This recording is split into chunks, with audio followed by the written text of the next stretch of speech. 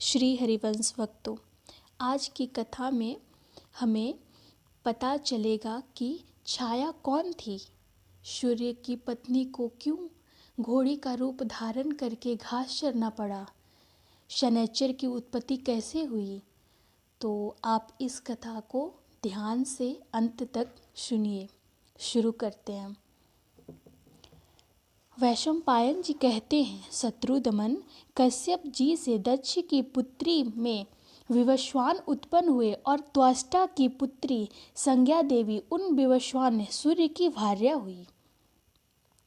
महात्मा मार्तंड की वह पवित्र अंतःकरण वाली भार्या भगवती संज्ञा तीनों लोकों में सुरेणु के नाम से भी प्रसिद्ध है।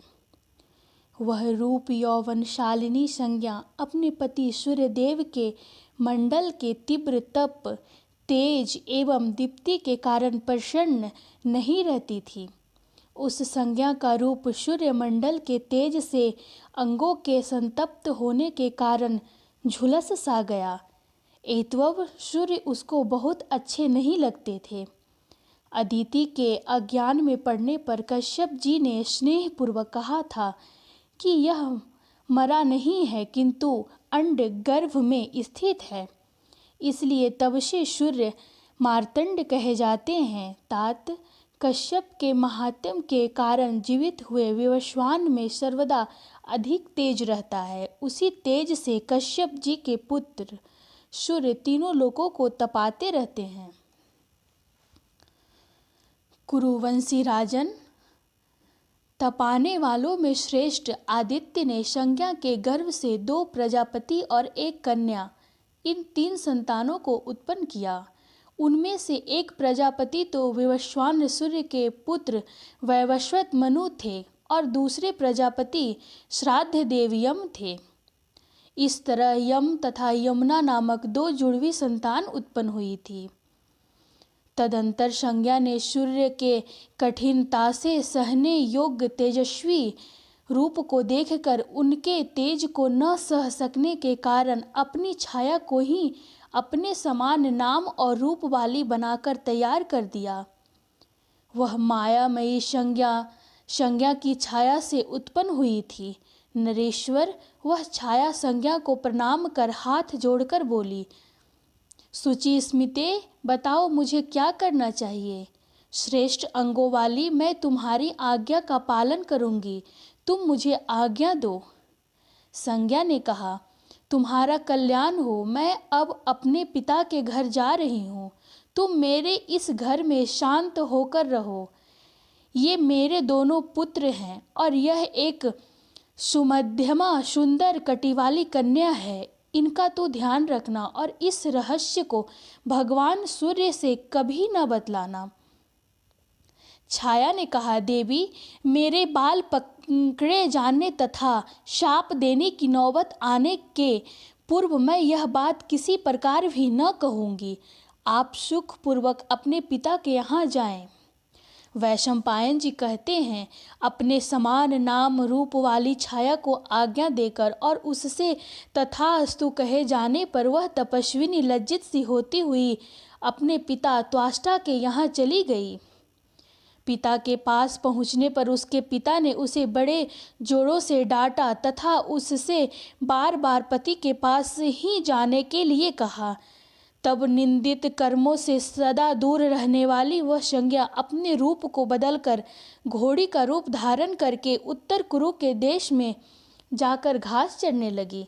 जब दूसरी संज्ञा को भी संज्ञा ही समझते हुए सूर्य देवता ने उसके गर्भ से अपने ही समान पुत्र उत्पन्न किया। तात ये बड़े भाई मनु के समान वर्ण तथा शक्ति वाले थे, एतव सावर्ण कहलाए। वे ही मनु हुए जिनका नाम श्रावण मनु है। उस छाया से जो दूसरा पुत्र उत्पन्न हुआ उनको तुम शनैचर समझो। वह पार्थिवी संज्ञा अपने पुत्र से तो अधिक स्नेह करती थी, परंतु वैसा स्नेह उनसे पहले की संतानों से नहीं करती थी।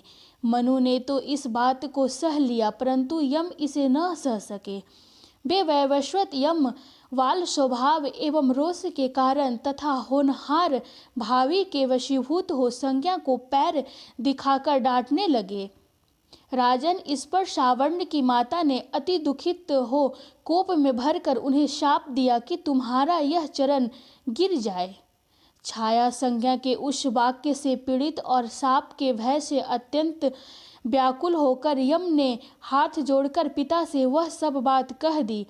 वे पिता से बोले, मुझे यह शाप न लगे। देखिए, माता को तो सब पुत्रों के प्रति समान रूप से स्नेहपूर्वक व्यवहार करना चाहिए, पर यह हम सबको छोड़कर सबसे छोटे से ही स्नेह का व्यवहार करती है। सो मैंने उसके ऊपर पैर उठाया ही था, शरीर पर मारा नहीं था। मैंने यह काम लड़कपन से किया हो अथवा मोहवश, परंतु आप मुझे क्षमा कर दें। संज्ञा ने कहा, बेटा, मैं तुम्हारी पूजनीय हूँ, तो भी तुमने मेरा तिरस्कार किया है, अतः तुम्हारा यह पैर निसंदेह गिर जाएगा।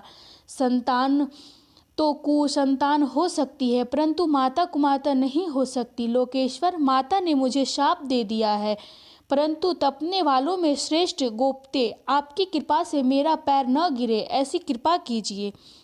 सूर्य ने कहा, पुत्र, तुम धर्मज्ञ और सत्यवादी हो। तुमको जो क्रोध चढ़ आया है, इसमें निसंदेह कोई बड़ा भारी कारण होगा। मैं तुम्हारी माता के वचनों को सर्वथा तो लौटा नहीं सकता, पर महाप्राज्ञ कीड़े तुम्हारे चरणों में से मांस लेकर पृथ्वी तल पर चले जाएंगे, तब तुम्हें सुख मिलेगा। इस प्रकार तुम्हारी माता का कहा हुआ वचन भी सत्य हो जाएगा और शाप का परिहार होने से तुम्हारी भी रक्षा हो जाएगी। फिर सूर्य ने संज्ञा से कहा, सभी पुत्र बराबर हैं, तो भी तू किसी से कम और किसी से अधिक स्नेह क्यों करती है? सूर्य ने यह बार बार कही, परंतु वह हंसती रह गई और उसने सूर्य से कुछ भी न कहा। कुरुनंदन, भगवान सूर्य ने अपने चित्त को एकाग्र करके योग के द्वारा सत्य बात जान ली और शाप द्वारा उसका विनाश करने के लिए उसके केस पकड़ लिए। तब अपनी शपथ के उतर जाने पर छाया ने सूर्य नारायण से सारी बात ज्यों की त्यों बतला दी। सूर्य नारायण इस बात को सुनते ही क्रोध में भरकर त्वष्टा के पास पहुँचे। त्वष्टा ने विधि पूर्वक उनकी पूजा करके जब देखा कि ये तो रोष से मुझे भस्म ही करना चाहते हैं, तब उन्होंने सूर्य नारायण को इस प्रकार शांत करना समझाना आरंभ किया। त्वष्टा ने कहा, आदित्य, आप यह अति तेजस्वी रूप अच्छा नहीं लगता। इसको न सह सकने के कारण ही संज्ञा हरी घास वाले वन में हरी घासों को चर रही है। किरणों के स्वामी, आज आप हाथी के सूंड से खींचे जाने के कारण पद्मी के समान व्याकुल हुए। शुद्ध आचरण वाली और योग के बल से संपन्न एतव योग से घोड़ी का रूप धारण करके सदा तप करती हुई पत्तों का आहार करने वाली दुबली दीन जटाधारिणी और ब्रह्मचारिणी अपनी उस प्रशंसनीय भार्या को देखेंगे। देवेश, यदि आपको मेरी बात ठीक लगे तो शत्रुदमन, मैं आज आपके रूप को मनोहर बना दूं। पहले सूर्य का रूप तिरछा, ऊंचा और सब ओर से एक सा था। उस रूप से संपन्न होने के कारण ही वे विभावशु कहे जाते हैं। इसलिए उन प्रजापति सूर्य नारायण ने त्वष्टा की बात को बहुत अच्छा समझा और उन्होंने अपना रूप ठीक करने के लिए त्वष्टा को अनुमति दे दी। भारत, तब त्वष्टा ने मार्तंड सूर्य के समीप जाकर उनको सान पर चढ़ाकर उनके तेज को खरादना आरंभ कर दिया। इस प्रकार तेज के छिल जाने से उनका रूप खिल उठा और उनका रूप रम्य तिरम्य होकर अधिक सुशोभित होने लगा। तब से किरणों के स्वामी भगवान सूर्य के मुख का रूप बदल गया। उस समय से उनका मुख रक्त वर्ण का हो गया। उन मार्तंड के मुख से जो मुख राग छूटा था, उससे 12 आदित्य उत्पन्न हुए। उनमें उनके मुख से धाता, अर्यमा, मित्र, वरुण, अंश, भग, इंद्र, विवस्वान, पूषा, 10वें पर्जन्य, त्वष्टा, 12वें विष्णु उत्पन्न हुए, जो अंत में प्रकट होने के कारण सबसे छोटे होकर भी गुणों में सर्वश्रेष्ठ थे।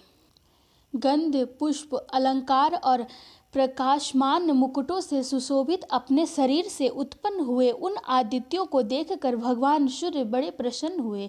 इस प्रकार सूर्य नारायण का पूजन कर त्वष्टा ने उनसे कहा, देव, अब आप अपनी पत्नी के पास जाइए। वह उत्तर कुरु देशों में भ्रमण कर रही है और हरी घास से भरे हुए वन में घोड़ी का रूप धारण करके विचर रही है।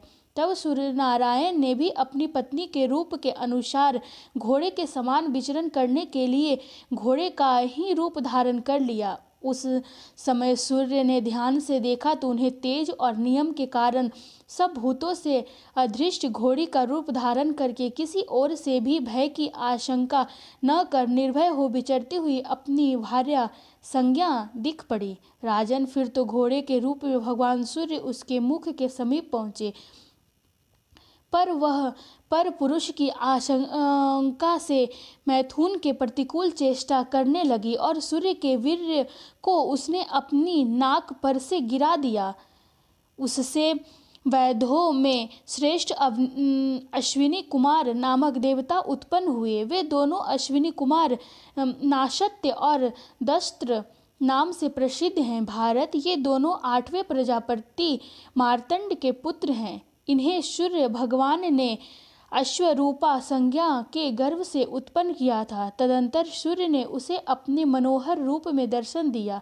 जन्मेजय, तब वह स्वामी को देखकर बड़ी संतुष्ट हुई। इधर यम अपने उस कर्म से मन ही मन बड़े दुखित रहते थे। एतव वे अपने धर्म राजतत्व के अनुरूप ही धर्मयुक्त आचरण से प्रजाओं को प्रसन्न करने लगे। उस श्रेष्ठ कर्म के कारण उन महान कांतिमान धर्मराज को पितरों का अधिपत्य और लोकपाल का पद मिला तथा वे तपस्या के धनी प्रजापति शावर्ण मनु हुए। वे सर्वसमर्थ शावर्ण भविष्य के 8वें मनवंतर के मनु होंगे। वे आज भी सुमेरु पर्वत के शिखर पर घोर तप कर रहे हैं। इनके भाई शनैश्चर ग्रह बन गए और जिन नाशत्यों का वर्णन किया गया है वे स्वर्ग के वैद्य बन गए। वे उपासना करने वालों के घोड़ों को शांति देते हैं। उसी तेज की छीलन से त्वष्टा ने विष्णु भगवान का सुदर्शन चक्र बनाया। वह दानवों के अंत करने की इच्छा से बनाया गया चक्र युद्ध में किसी प्रकार भी व्यर्थ नहीं जाता। उन दोनों में छोटी जो यमी नाम की यशस्विनी कन्या थी, वह नदियों में श्रेष्ठ, लोकों को पवित्र करने वाली यमुना हुई। मनु संसार में मनु कहलाते हैं और शावर्ण भी कहलाते हैं। उनके दूसरे पुत्र और मनु के भ्राता जो शनैश्चर हैं, उन्होंने सब लोकों से पूजित ग्रह का पद प्राप्त किया। जो मनुष्य देवताओं के जन्म की इस कथा को सुनता है अथवा मन में धारण करता है, वह आपत्तियों से छूट जाता है और बड़ा भारी यश पाता है। जय श्री वंश।